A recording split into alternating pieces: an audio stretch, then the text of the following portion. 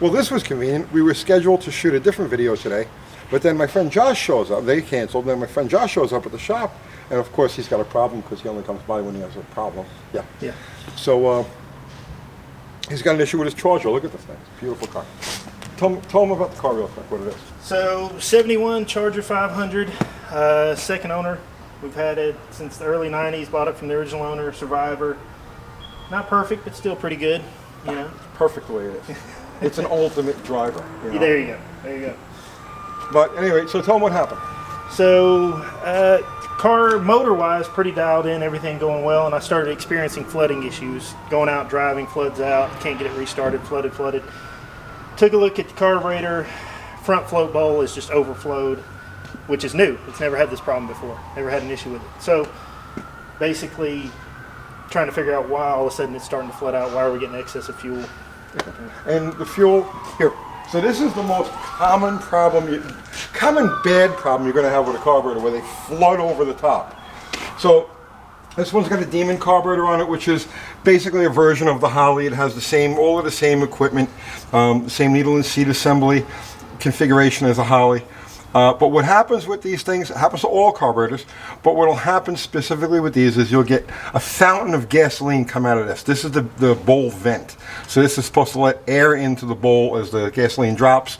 You know, it equalizes the atmospheric pressure. So what will happen is the needle and seat assembly in here, and I'm going to show you that in a minute, will stick or hang, or the float will stick or hang, and it won't shut the fuel off via the needle and seat, and you'll get literally a fountain of gasoline come out of here. You know, the best case scenario is it stalls your engine. The worst case scenario is it happens as you're driving down the road and it floods everything with gas before you have a chance, and next thing you know, it's like Charger flambe. Then that happens more often than you think. Case in point, mine now missing paint on my oil or my pan. Oh yeah, look at that. Okay. Perfect example. So how do you diagnose that that's the problem? Well, obviously the biggest problem is the fountain of gas coming out the top of the carburetor. But it doesn't happen all the time. And a lot of times you'll get a little bit of schmutz stuck in the needle and seat, and you could tap the carburetor a couple of times, like with a wrench, and it'll dislodge it and it'll stop the problem. You didn't try tapping this, right? No. But that's the shortcut way, and I'll have all of these guys in the comments saying, "He's Uncle Shortcut." He's right? So I'm not even gonna go there. What I'm gonna do is I'm gonna show you guys what's inside there, for those that you don't know. So this is the float, and as the gasoline comes into the carburetor, this raises, and as it comes up, it pushes against the needle and seat assembly. Grab me that one out of that package. I brought you a new needle and seat assembly. You see the kind of thoughtful friend I am? I got to come around with problems more often, apparently. Maybe you could bring me some cannolis sometime, or There you go. actually a giant burrito from what was the name of that place? Camino. Do you like their salsa? It's okay. I'm a cheese dip guy though. Ah, gotcha. So this is a needle and seat. Okay, and as the fuel comes into the carburetor, this is in here. The float comes in contact with this, and it pushes up on that little that piece right there, and that cuts off the flow of gasoline.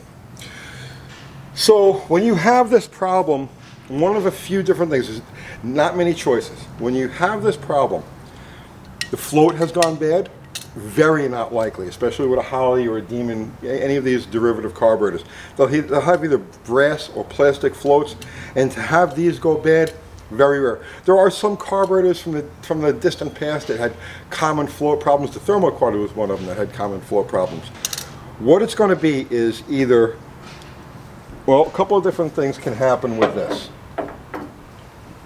What it's going to be is some schmutz will get stuck between that needle, the needle right there, and the seat, and it won't allow it to close completely. The pressure of the float coming up against it won't cut off the fuel flow completely.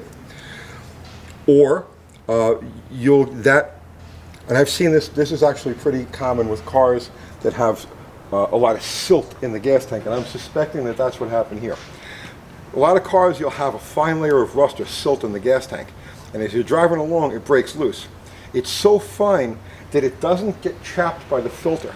So you'll look at the filter and maybe you see a little in there, or if you even have a clear filter. What kind of filter do you have on this? Non-clear, right down here. The old metal kind, so yeah. you couldn't even tell. Correct. So a lot of that silt is so fine, it'll go right past the filter and it'll actually start to erode the plastic, or the rubber I should say, right there. So you won't get a good seal that way.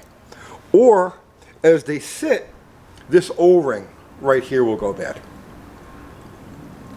So that's really common, where you'll have a carburetor, you'll put it on a shelf, 5 years later you take it off the shelf and it's leaking like crazy. A lot of times it'll be that O-ring right there. So with this, let's pop this thing out of here and give it a look-see.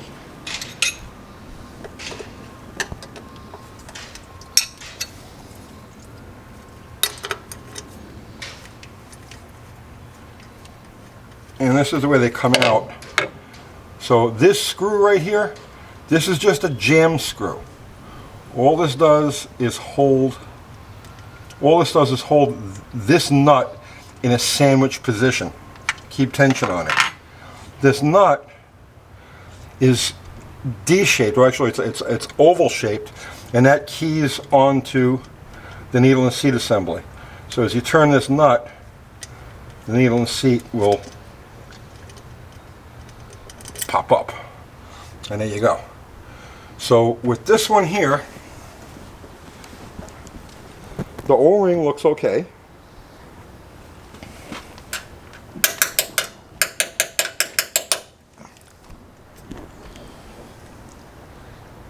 I can't tell if it's got schmutz in there, or the rubber is gone. So we're done with that. Throw the new one in.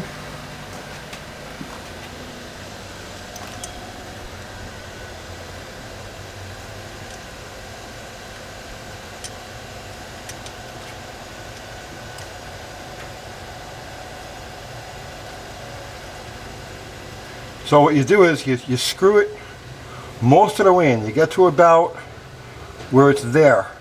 Now you want to change the gaskets too. Pull this gasket off here.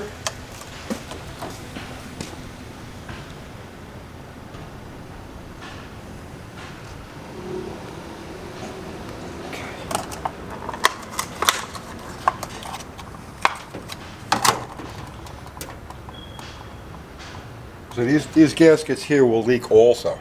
Anytime you change the needle and seat, throw a fresh set of those in. The big one goes against the bottom. And you put your nut, and then this one goes on the screw.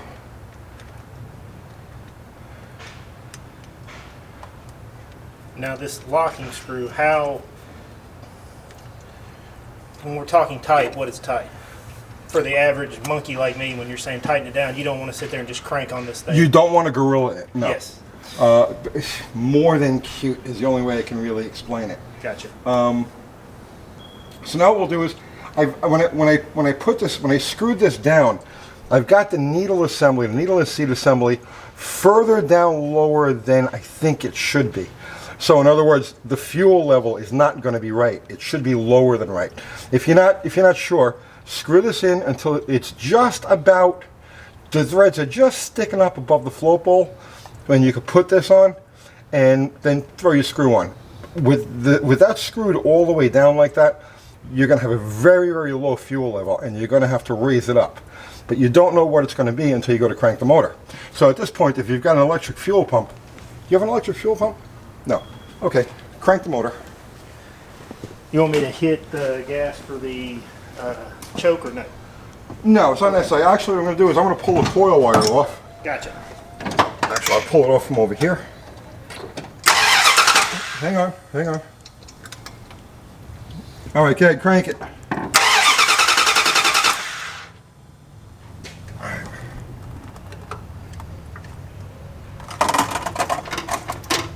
Crank it. Actually, I got the adjustment dead nuts right off the bat. Here, come over here. Now on a Harley carburetor, you've got a sight plug right here. And the way you would set the height on this is up.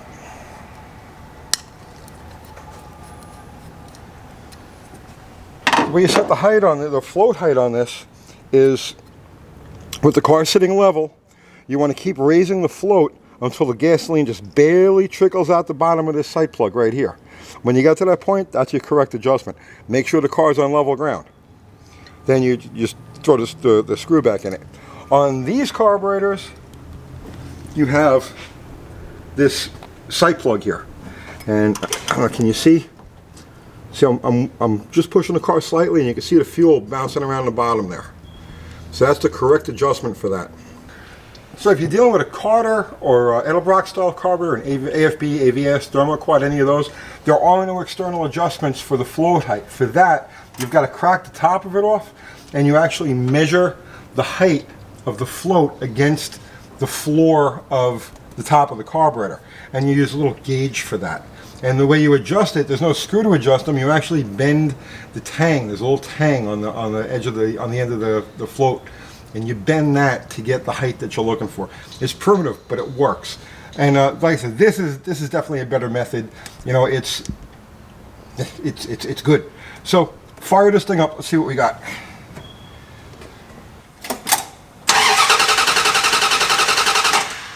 Did I break it?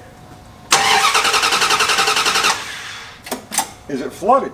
Oh wait, hang on. You gotta put the coil wire back on. Get yourself a good mechanic friend, man. Go ahead.